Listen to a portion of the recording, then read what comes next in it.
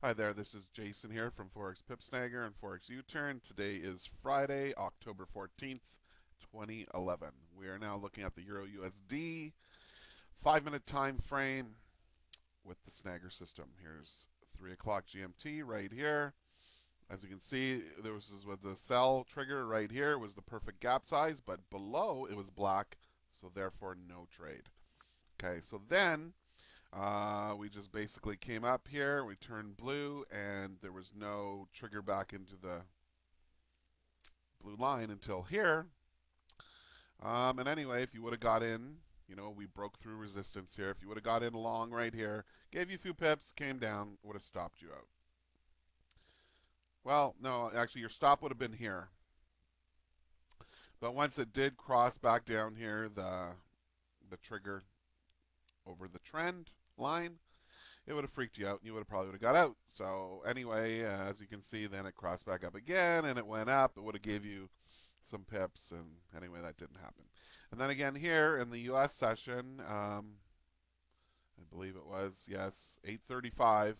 It spiked up here with the news right off. They sold it right off, came back, and then they took it higher very quickly.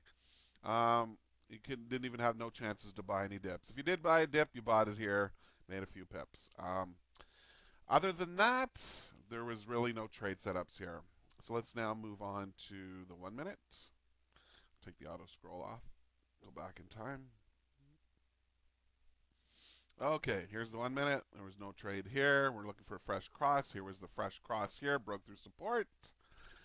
Right here was the gap size, but did not work out because it was blue in the filter. So there was no trade here. Over here, all that it did is it came down, crashing through support. It was red. If you did sell here, you could have picked up probably quick 10 pips here. And that's basically it for the 1 minute scalping session. As after that, our window of opportunity was closed right here. It was at 3 minutes to 4 o'clock in the morning. Okay, so that's it for the 1 minute. Let's now look at the pound. The pound, yeah, basically same as the euro. It created this gap of opportunity right here, gap size to sell, but the filter was black, so there was no selling there. Then, basically, when it pulled back into the trigger line, here there was no trade because it basically bounced off of resistance here. And as you can see, it bounced off again. And then again, right here. I can even put a line here to show you. Boom, boom, boom. See that? Boom, boom, boom. Off, off, off. Proves that they sell off of resistance and they buy off of support. So anyway, then once we did break through here with the news, okay, you could have looked to buy a dip. So if you would have bought a dip here, well, you got lucky. Within about 20 minutes, it shot up real quick. You got some pips. And that's basically it for the pound. Let's look at the Swissy. Okay, on the Swissy today, same thing. It was the opposite, created the gap, but it was black in the filter also. See how these pairs move in either the same direction or the opposite direction of each other. So there was no trade here.